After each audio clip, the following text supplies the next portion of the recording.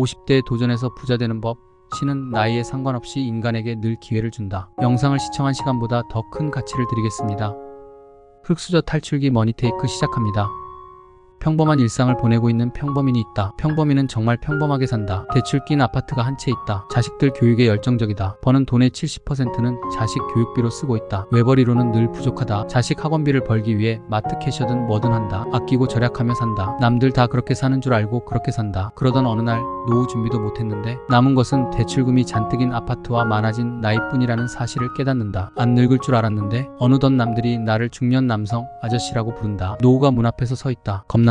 난 아직도 젊은 것 같은데 말이다. 이상하게 갈수록 흰머리는 자꾸 늘어나고 눈도 침침해진다. 언제 이렇게 됐지? 50대에 도전해서 부자 되는 법의 저자 서미숙은 20년간 미술학원을 운영하다 코로나19로 인해 학원을 접는다. 그 후 찜질방 매점 종업원으로 일한다. 찜질방에서 일하면서도 부자가 되기 위해 열심히 책을 읽었고 공부를 했다. 저자는 말한다. 부자가 되는데 너무 늦은 때란 없다고. 그러니 지금 당장 시작하라고. 지금 시작하지 않으면 분명 10년 뒤에 후회만 남을 것이다. 지금은 100세 시대다. 50살은 인생의 중간점이다. 지금까지 산 만큼 더 살아야 한다. 짧다면 짧고 길다면 긴 시간이다. 하지만 부자가 되기 위해서는 5년이면 충분히 된다. 5년이 되기도 전에 서서히 변하는 환경을 경험하게 될 것이다. 집중에 5년만 견디면 멋진 40년을 살 수 있다. 내가 이 책을 선택한 이유는 슈퍼노멀을 찾기 위해서다. 나와 비슷한 상황이었는데 어느새 슈퍼노멀이 되어 저만큼 멀리 가 있는 사람들, 이들도 한때는 노멀이었다. 나처럼 이들의 방법을 그대로 따라하면 어느새 나도 슈퍼노멀이 되지 않을까? 50이면 사람들은 보통 아무것도 하지 않으려 한다. 사실 30살만 돼도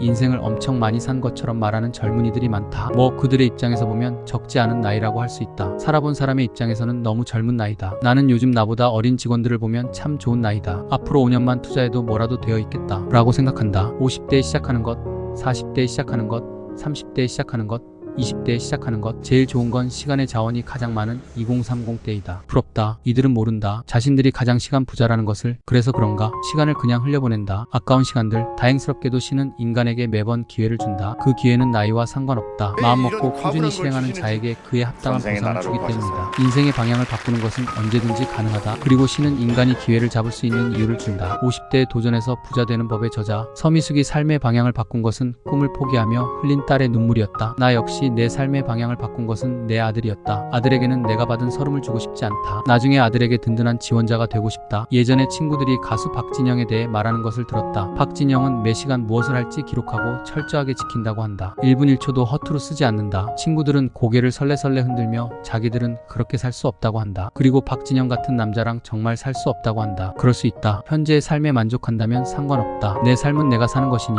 박진영처럼 그렇게까지는 하고 싶지 않다는 것이다. 나도 그랬다. 그런데 요즘에는 극단의 상황까지 나를 몰아가고 싶다는 욕구가 자꾸 생긴다. 극단의 상황은 아니더라도 남들이 보기에 저 사람 미친 것 같다는 말 한번 들어보고 싶다. 그렇게까지 해야겠다. 김연아가 엄마가 빙상장을 100바퀴 도르라고 했을 때 100바퀴를 돈 것처럼 톡해지고 싶다. 나의 한계에 몰입해보고 싶다. 몰입하는 인생을 살면 어떻게 되는지도 궁금하다. 3일 만에 끝나도 또 3일하고 그렇게 하나씩 나의 한계를 깨부수는 삶을 살고 싶다. 그렇게 살 것이다. 50대에 도전해서 부자 되는 법에는 부자가 되기 위한 특별한 방법이 나오지 않는다. 배당주 투자, 콘텐츠 만들기, 전자책 쓰기, 블로그 쓰기, 앱테크, 부동산은 모두 이미 우리가 알고 있는 내용이다. 직장인에서 벗어나 직업인의 길을 가는 사람들은 대개 이 6가지를 하고 있다. 투자는 필수다. 유럽의 워런 버핏으로 불리는 앙드레 코스톨라니는 말했다. 부자가 되는 방법은 부유한 배우자를 만나거나 기발한 사업 아이템이 있거나 투자를 하는 것이라고 했다. 특히 돈이 없다면 투자는 필수라고 했다. 투자를 해야 하니 공부해야 한다. 늦었다 생각 말고 배워야 한다. 사실 40대나 50대는 남들이 보기에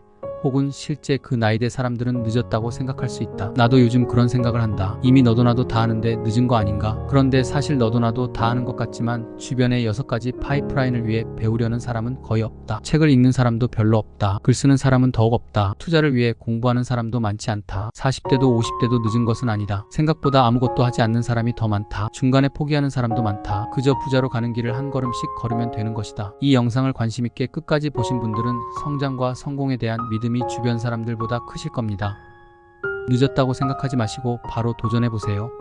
그럼 올 한 해는 더욱 다채롭고 복이 가득한 한 해로 채워지실 겁니다. 보다 자세한 책 내용이 궁금하시면 설명란의 링크를 통해 올해 성공을 위한 책 한 권 꼭 읽어보시기를 권합니다.